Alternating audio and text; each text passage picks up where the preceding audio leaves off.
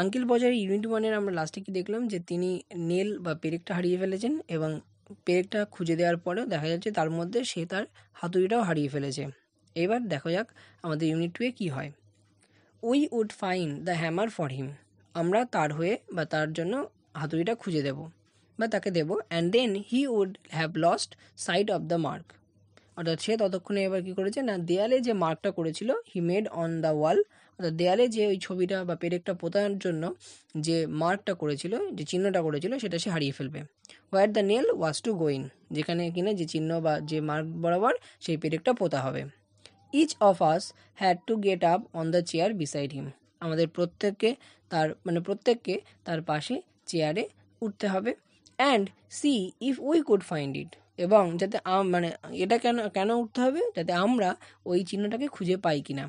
We would each discover it in a different place. আমরা প্রত্যেকে এটা ভিন্ন ভিন্ন জায়গায় দেখতে পেতাম বা দেখেছিলাম। তাহলে অ্যাকচুয়ালি বলতে গেছে এখানে যে ধরুন যে ওই চিহ্নটা ছিল যেখানে পেরেকটা পুঁতবে, সেই চিহ্নটা আঙ্কেল পজার হারিয়ে ফেললে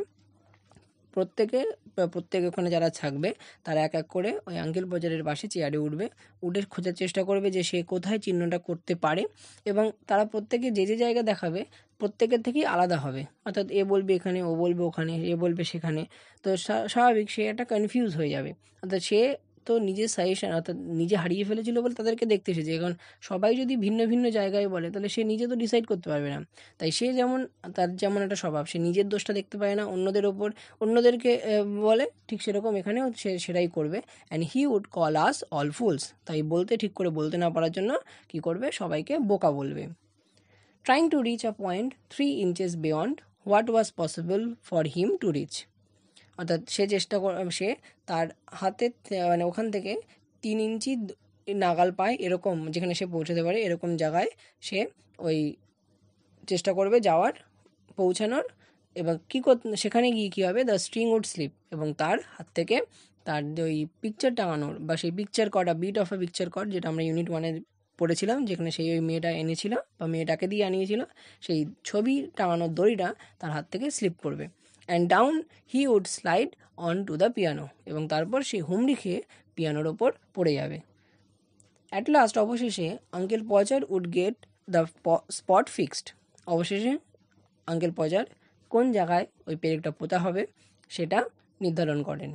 and put the point of the nail on it with his left hand, এবং তারপর তিনি বাঁ হাতে পেরেকটাকে নিয়ে সেই স্পটে বা সেই চিহ্নের ওপর রাখেন। And take the hammer in his right hand, এবং ডান হাতে সে তার হাতুড়িটা নেয়। And with the first blow, এবং প্রথম বাড়িতেই he would smash his thumb, সে তার বাঁ হাতের বুড়ো আঙুল থেতলে ফেলে। অর্থাৎ পেরেকে মারার জায়গায় সে তার বুড়ো আঙুলে মেরে ফেলে। And drop the hammer with a Yale, এবং চিৎকার করে, অর্থাৎ তার হাতে লেগেছে, অর্থাৎ সে থেতলে গেছে, সেই আর্তনাদ করে সে কী করলো, তার হাত থেকে হ্যামারটা পড়ে গেল। কোথায় পড়লো না, অন সামবডিজ টোজ, কারোর পায়ের পাতায় বা পায়ের আঙুলের ওপর। And Maria would mindly observe that. And Maria এই সমস্ত কিছু মাইন্ডলি বলতে অ্যাকচুয়ালি মৃদুভাবে বা হালকা, কিন্তু এখানে হালকা তো হয় না, এখানে শান্তভাবে সব কিছুর ওপরে দেখছিলেন বা নজর রাখছিলেন।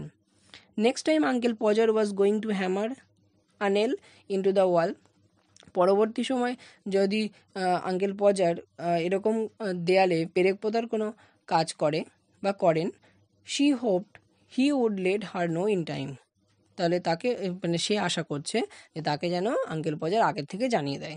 কেন না, she could then make arrangements, তাহলে সে এরকম ব্যবস্থাপনা করবে, টু গো, যাবে কোথায়, অ্যান্ড স্পেন্ড আ উইক, এক সপ্তাহ কাটিয়ে আসবে, উইথ হার মাদার, তার মায়ের কাছে বা তার বাপের বাড়িতে। While it was being done, অর্থাৎ তার মধ্যে আঙ্কেল পজারের এই কাজবাজ মিটে যাবে, সে সেই সময়টুকু তার মায়ের সাথে কাটিয়ে আসবে এক সপ্তাহ। Oh you woman, you make such a fuss over everything. অর্থাৎ এটা কে বলছে, uncle Podger. Uncle Podger would reply picking himself up, অর্থাৎ সে তো পিয়ানোর ওপর পড়ে গেছিলো, এখন তারপর আন্ট পজার এই কথাটা বলছে, ঠিক তখন ওই পড়ে যাওয়ার মুহূর্ত থেকে সে তাকে নিজে এরকম তুলে তার উত্তরে, অর্থাৎ তাকে আন্ট পজারকে উদ্দেশ্য করে বলল, ওহ তোমরা মহিলারা না, তোমরা শুধু সব কিছুতে একটা গোলযোগ, একটা গন্ডগোল তৈরি করো শুধু। Why I like doing a little job of this sort, আমি তো এই ধরনের কাজ করতে খুব ভালোই বাসি। And then he would have another try, এবং তারপর তিনি আবার চেষ্টা করবেন একবার ওই পেরেক পোতার।